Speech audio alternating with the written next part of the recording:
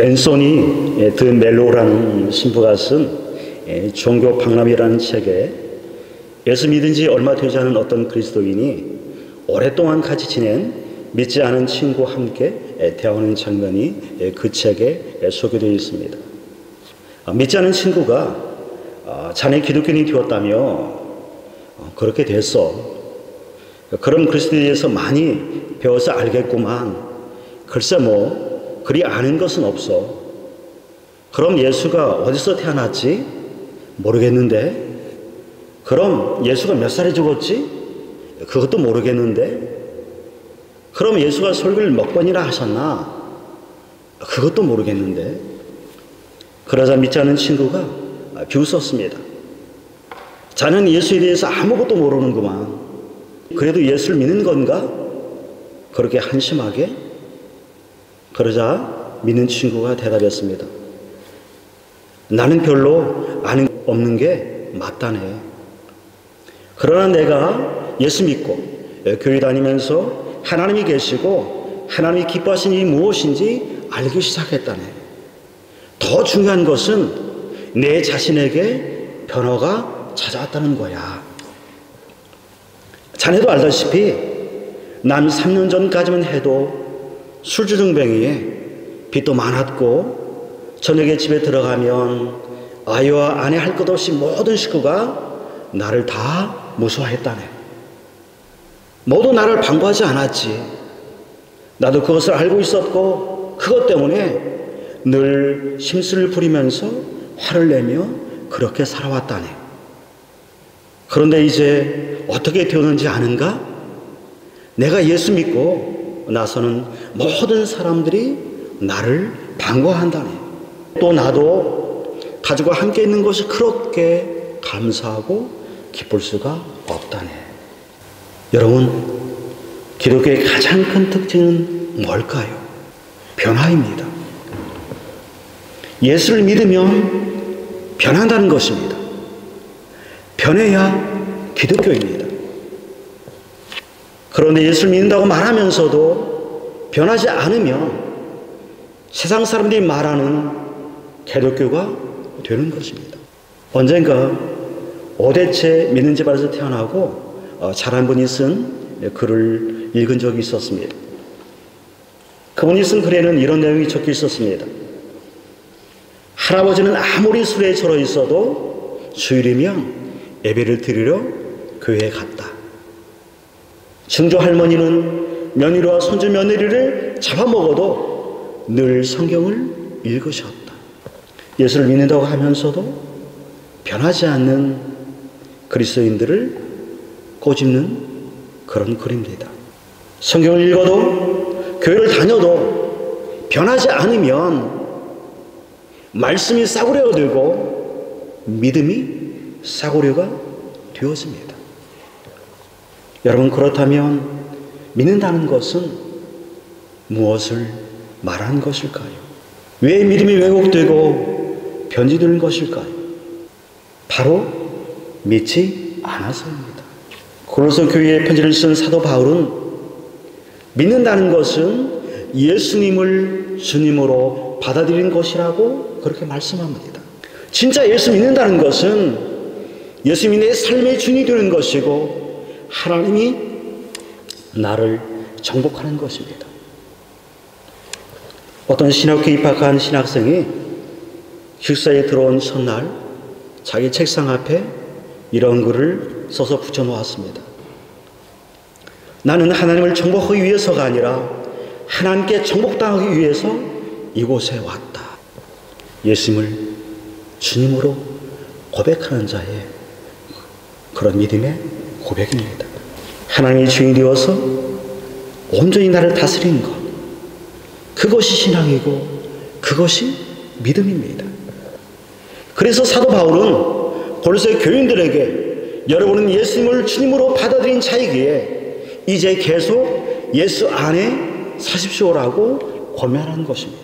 여러분, 예수를 믿는다는 것은 계속 예수 안에 사는 것입니다. 제가 목회하면서 가장 큰 고민은 성도 한 사람 한 사람이 어떻게 예수 안에 살게 하느냐는 것입니다. 지금도 저에게는 그런 고민과 그런 문제로 하나님께 매일 기도하고 있습니다.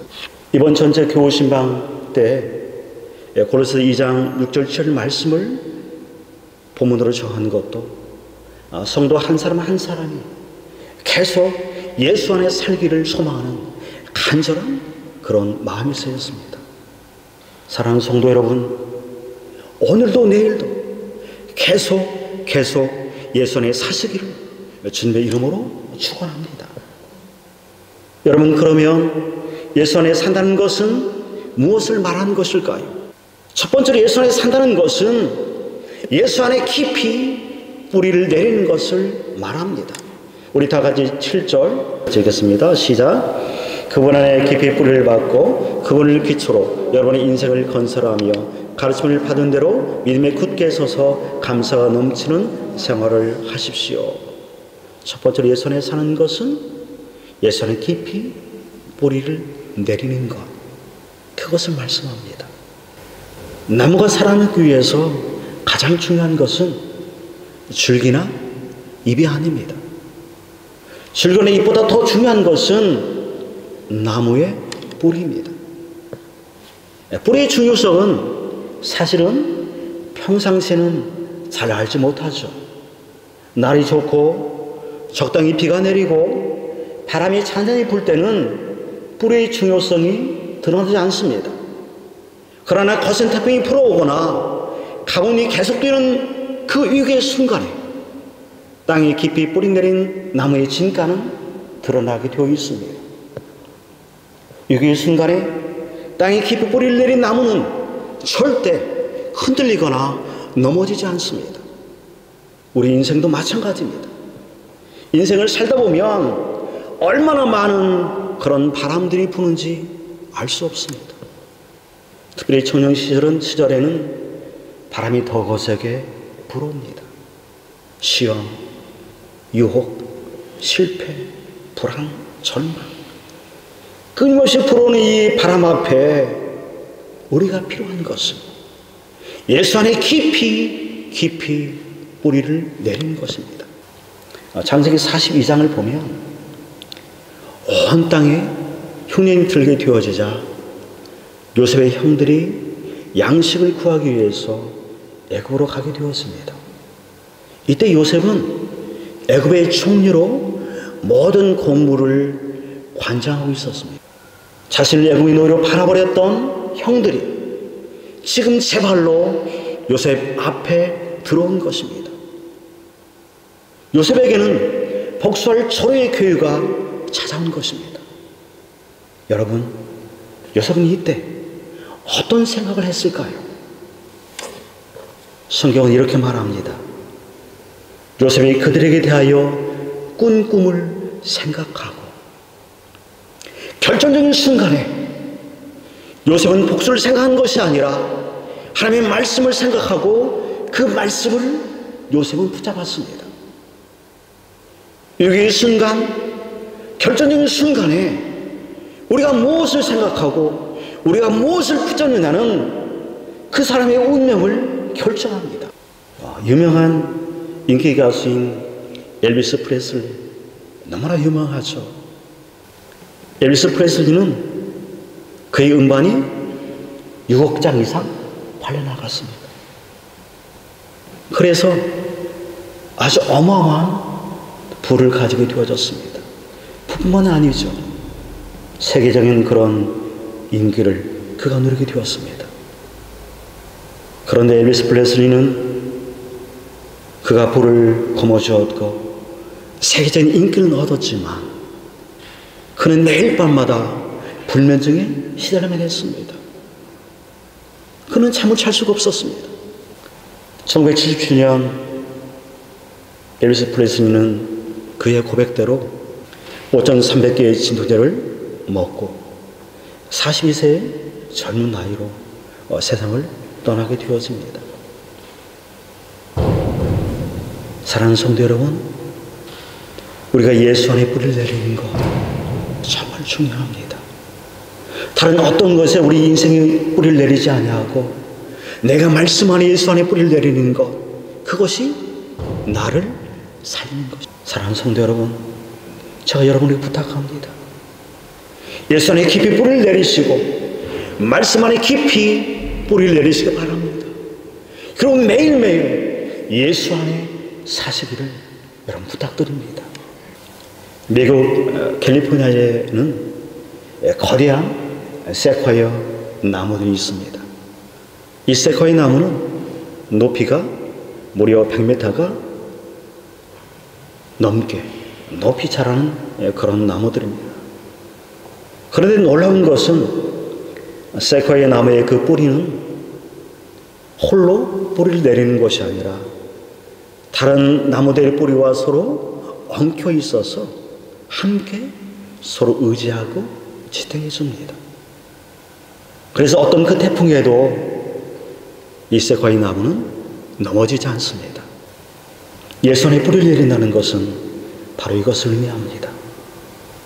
홀로 예수 안에 뿌리를 내리는 것이 아니라 함께 예수 안에 뿌리를 내림으로 서로 뿌리가 연결되어져서 서로 하나가 되어졌어.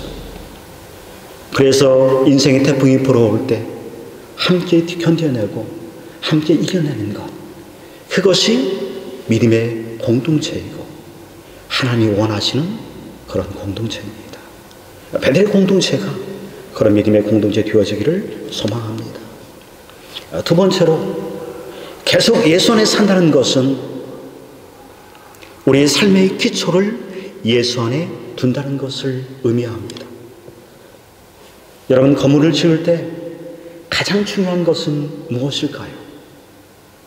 화려한 외벽도 멋진 인테리어도 아닙니다.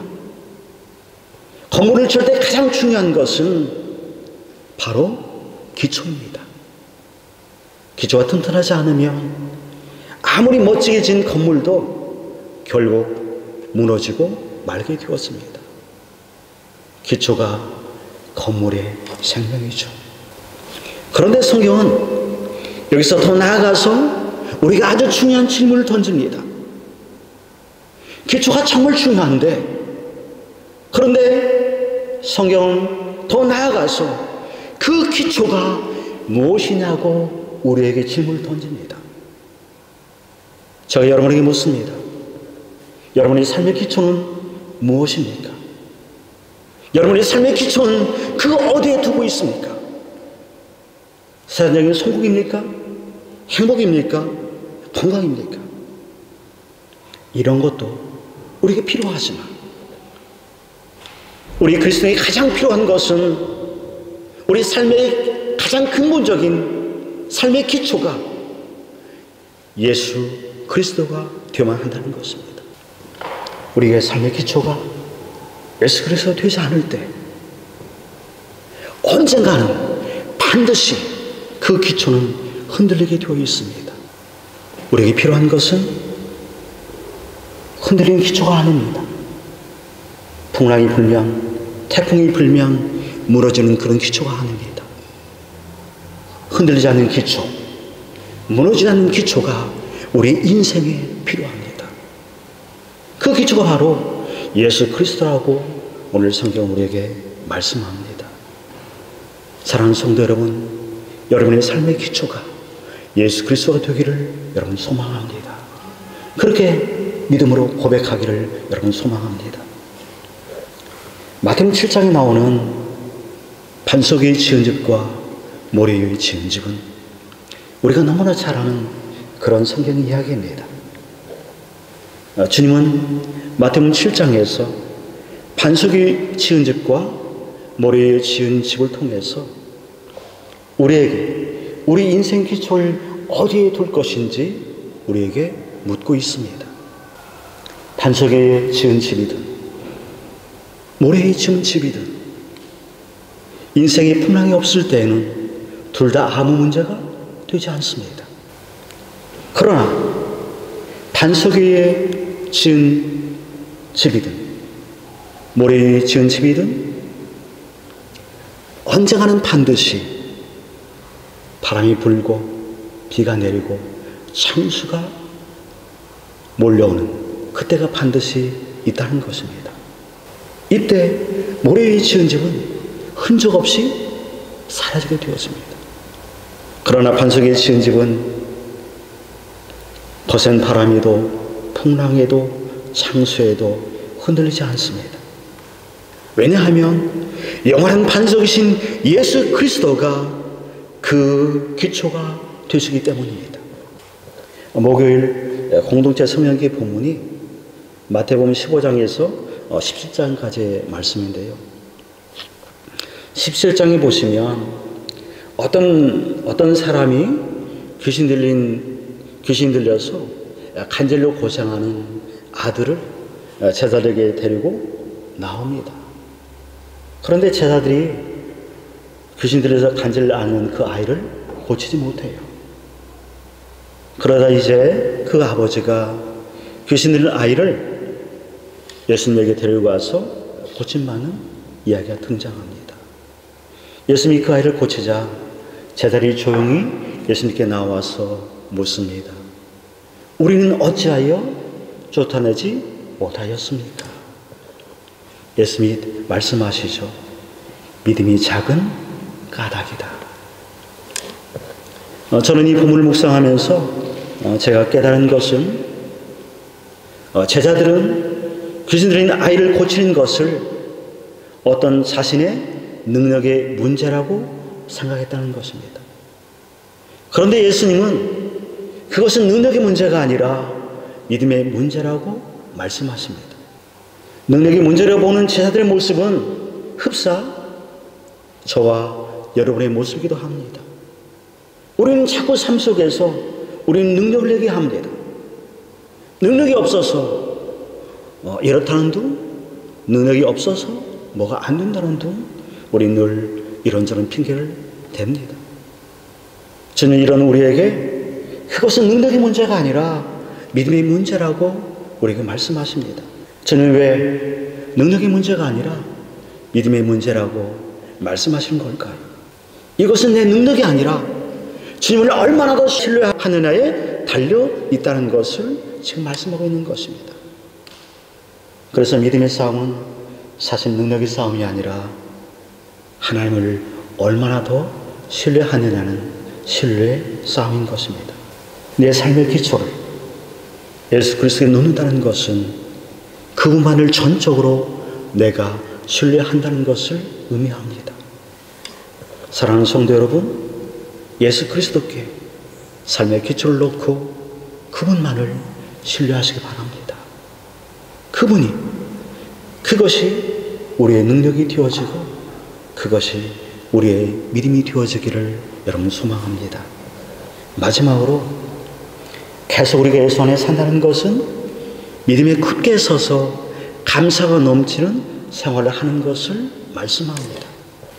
진정한 감사는 예수 안에 우리가 깊이 뿌리를 내릴 때 내 삶의 기초가 예수 그리스도가 되어질 때 우리 안에 나오는 감사입니다.